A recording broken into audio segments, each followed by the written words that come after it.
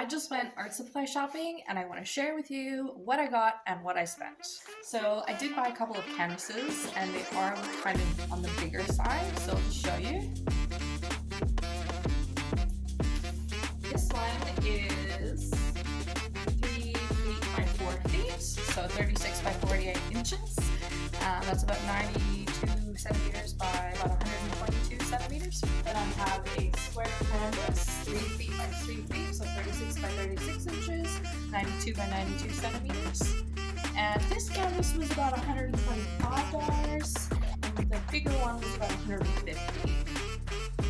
Next, I bought some brush cleaner, and I usually just use soap and water to wash my brushes. I know that this product existed, I just didn't really feel like shelling out the $36 that it is until today, so I did shell out the money for this today. This will last me a while.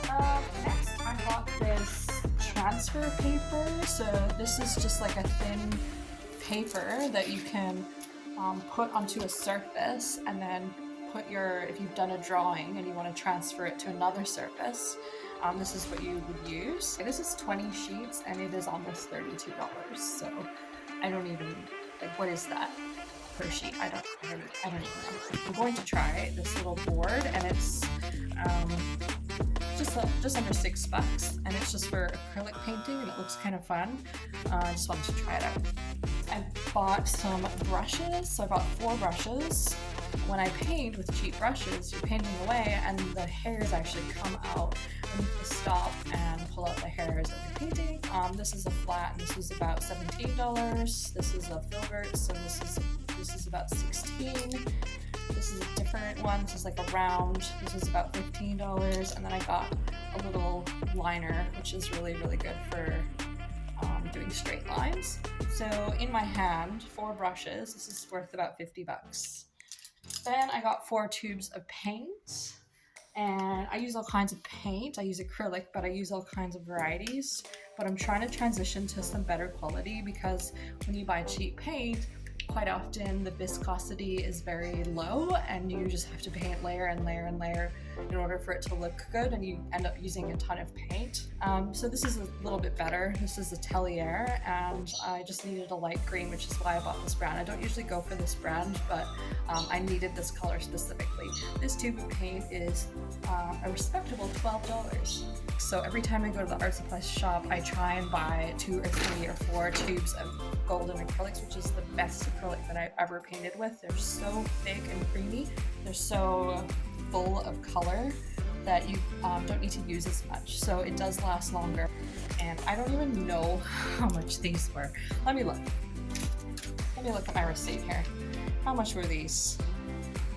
Wow. It was like $50, and this one was $40. And this one was cheaper. This was only about $17. But altogether, that's a lot of money in paint, right? Like 50, 75, I don't even want to do the math. Okay? I don't even want to do the math. It's too scary.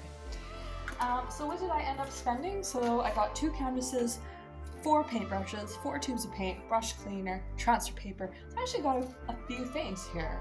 It doesn't look like a lot, but it is good stuff. And I spent just under $450 on all of my art supplies today, and it could have been more. It could have been more because I'm part of an art society, so I get a little bit of a discount. So it could have been an additional $80. This is like over $500 worth of art supplies. And these canvases are pretty good, and I really like them, and I don't have any troubles with them, but they're not professional grade canvases. You can get ones that are much more expensive. You know, if you go to a market and you're like, geez, that person's selling that for like a lot of money. Well, that artist probably had to spend a few $100s just to make it. Like, just to make it. That's not even taking into consideration their design concept, you know, their skill and their ability. And also their labor, like the time that it takes. Buy art, support local artists, and just like understand that we actually put a lot of money into our supplies. Girl, art supplies are expensive. Thank you for coming to my TED Talk.